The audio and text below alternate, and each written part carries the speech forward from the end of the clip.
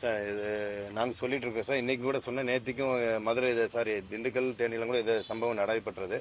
அந்த இடத்துல சொல்லியிருந்தோம். அதே போல விடுதிக்குள்ளார எந்த ஒரு கட்சிக்காரங்களும் வர வேண்டாம் அப்படின்னு வெளியவே தான் அவங்க நிற்க வைக்கிறது கூட அட்வைஸ் பண்ணிருக்கேன். இன்னைக்கு நீங்க பார்த்துருப்பீங்கன்னு நினைக்கிறேன். முடிஞ்ச வரைக்கும் நாங்கள் யாருமே கட்சி சம்பந்தப்பட்ட யாரும் வளாகத்துக்குள்ள வராமல் வெளியே தான் எனக்கு சொல்லிட்டோம். நாங்கள் மட்டும்தான் உள்ள போய் ஆய்வு செய்ய போயிருந்தோம். தொடர்ச்சியாக செஞ்சுட்டு இருக்கிறோம். இந்த வருங்காலங்களில் இது முற்றிலுமாக நாங்கள் சரி பண்ணிடுவாங்கன்னு சொல்லுவோம்.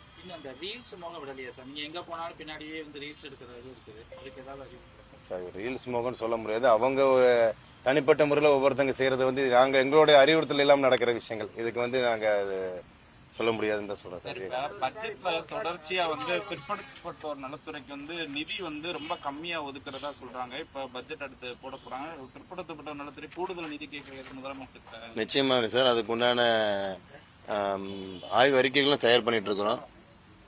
தேவைகளை முன்னிறுத்தி கேட்டு பெற வேண்டிய கட்டாயத்தில் இருக்கிறோம். தேவைகளுக்கு உண்டான ப்ரொபோசல் ரெடி பண்ணிருக்கு சார்.